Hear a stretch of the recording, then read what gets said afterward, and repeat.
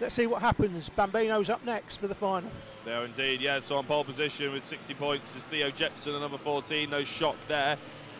Ethan Hume, second place in the number 11. Third, 22, Joshua Sharples. Fourth, number 39, Jack Stebbings. Fifth, 74, Logan Hodgetts. Sixth, 85, Buster Scott. And seventh, 95, Harley Benn. So that is how we're going to be lining up here at the Bambinos final. Hopefully everything keeps it nice and clean. Now we've seen off the line that Ethan Hume is definitely the better starter than Theo Jepson. Not sure particularly why, just seems to have a little bit of a better acceleration. I'm not sure if it's better reactions, better acceleration. But Theo Jepson just can't seem to quite get off the line as well as the driver lining up alongside him. But normally, by at least the exit of turn 3, he's retained that race, regained, my apologies, that race lead. And well, the Bambinos, there's no getting away from it. There's a little bit of a disparity in the pace out there. But as I mentioned many a time so far today, it is all about the experience and all about getting out there and having fun, which hopefully these guys will catch the bug for motorsport. Right, we are racing here in the first final for the Indikart Plus, and no surprise to see Ethan Hume getting the better start. No surprise to see the front two leaving the rest of them for dead somewhat. In fact, I think that's the best start we've seen from the front two compared to the rest of them all day.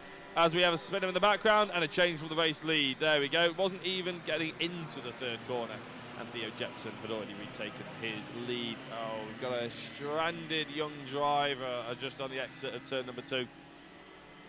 Still sat in his cart. I'm not entirely sure who it is. I'm hoping maybe we can catch a bit of a camera angle on him at some point. Hopefully he gets out the cart and moves it, or someone gets over there and helps him move it.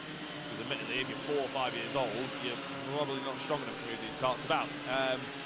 He needs an adult. So there's Theo Jepson, championship leader. And obviously leader in this race as well. Dominance, and we're probably saying the favourite for the championship. I say probably, he is absolutely the favourite for the championship. He's about 40 points in the lead of everybody else, and doesn't look like there's any sign of stopping. Thank you. Spinner there as they came through turn 2.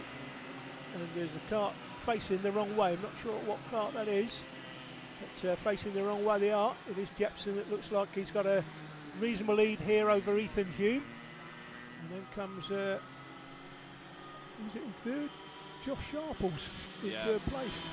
Josh and Ethan Hume are very close qualifying. Well, Hume's getting closer now. He had more of a lead there, Jepson, but Hume's in a couple of corners just closed him up, so a lot closer this one.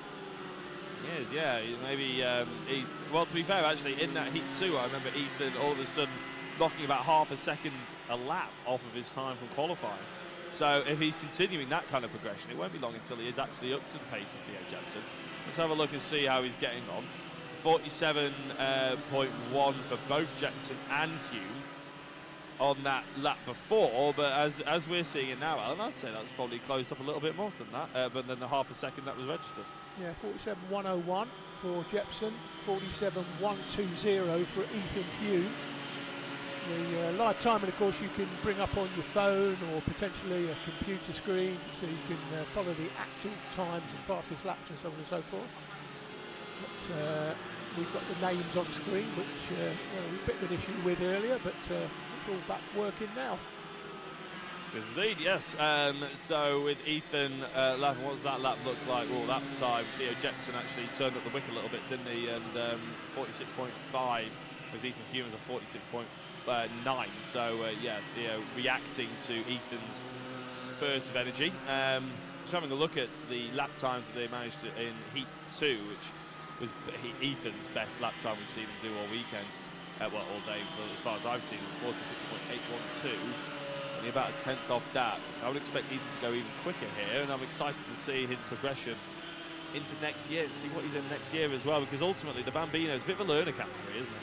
Yeah, it is, yeah. I mean, it's interesting, actually. We were filming the British Mini Bikes Championship last week, and the Mini Moto class, the 10mm restrictor, those bikes, I mean, you've got 6-year-olds in this. The 6-year-olds in that, 6 to 9, They're doing 55 miles an hour at the end of the straight at Wigan On on two bikes? wheels. Oh, On two wheels. Yeah, I couldn't even face 55 miles an hour on a bike at my age. Like, I don't know about. To be fair, I think when you're 6 years old, you made a rubber. Like, you don't fear anything, do you? Yeah, 165 mile an hour I did allegedly coming back from Bedford to Chester in an hour once, allegedly.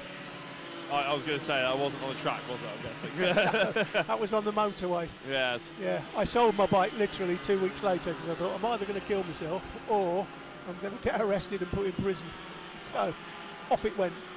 You couldn't think just to use the brake or the accelerator less, could you? No, you don't do that on a bike. Better to have the money than not to have the temptation. Yeah. We have a spinner on the inside of there on the inside as well. turn 3. I'm going to go ahead and guess that's Logan Hodgetts because he hasn't come across the line. No, he's just come across the line, Logan Hodgetts. So it's Harley Bebb or Buster Scott. Not sure which one it is, and unfortunately it's only a static tamp down there at turn 3, so we can't like zoom in on it and move it about or anything like that. So we're about to see Buster Scott supposedly come across the line. And he has come across the line. Harley Bebb, I'm gonna guess it's process of elimination, this isn't it, a little bit, but Harley Bebb comes across the line. No, they don't. They're supposed to have done. That's Harley Bebb on the inside of turn number 3. Yeah, it looks like it. But it's Jepson again with a comfortable lead. Now it's how you deal with the traffic when you've got a big lead. So just needs to just make sure it takes it very easy around the back marker. He's got nowhere near the experience that Theo Jepson has. I'm expecting Jepson to move up to something like Micromax next year, possibly. He's going to be well out of this class next year, no doubt.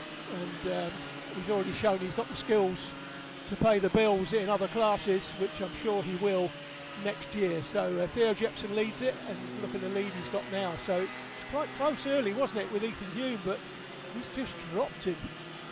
Yeah, a bit of a theme with the Bambinos really is the fact that Ethan Hume has pretty strong start, but a bit like Usain Bolt, once Theo Jepson gets going, you're not going to stop him, I don't think. No. We've seen Elsie Gannon was in the Bambinos for the majority of this year, whereas this round has decided, and potentially last, but I think this round is the first one to step it up to Micromax. Yeah. And that's a natural progression, isn't it? Because Yeah, these are 5 to absolutely. 8, and then the Micromax is sort of 8 to 12. Yeah, absolutely. And I think the Micromaxes, I think how many we got here this weekend? Just 4, I think, haven't we? 3.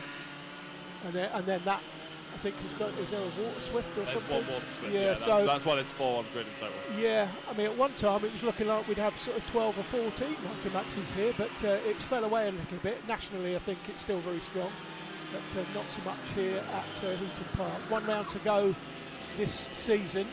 Next month be round 10. That'll be the final round. We've got the Junior Rotax race coming up. Oh, we've got another spinner. Looks like it.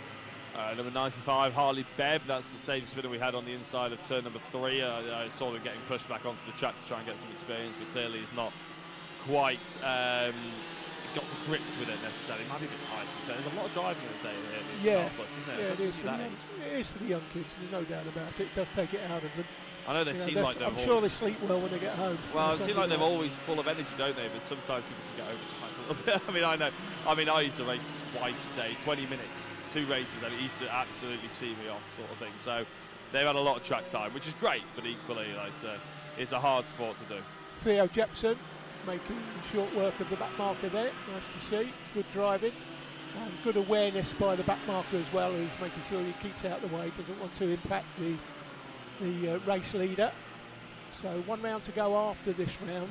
12th of November. I think Theo Jepson, pretty sure he's going to tie up the championship this weekend. Don't think he can be caught. Well, he's been a non-attendee, or at least a non-point scorer, round 2 and 6, which means those 2 have already used the drop scores. However, he is already 41 points ahead, which means he could just not turn up, score another drop round, or not a drop round, score 0 and still win. Yeah, he won't need to turn up at the last round. I hope he does. I like to see people turning up throughout the championship to support the club.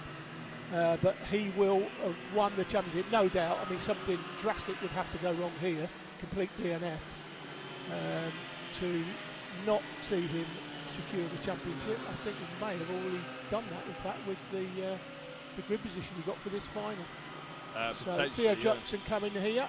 He is definitely championship leader and the new champion for 2023.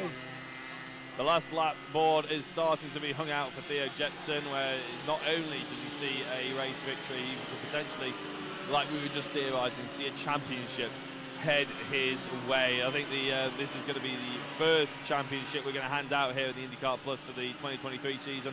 I don't think any of the other championships are that much of a given. I can see a GoPro on his car actually, so maybe you can try and nab the footage off that if you wanted for your post-production there, Alan. Always nice. I'm not sure we're going to see much. No, you are. You're not. But you know what? It's see an empty track. There's more footage is better than no footage, isn't it? Yeah. To pick from. But as Theo Jepson carves his way through the infield, through the chicane, around the final corner, he's in blissful isolation.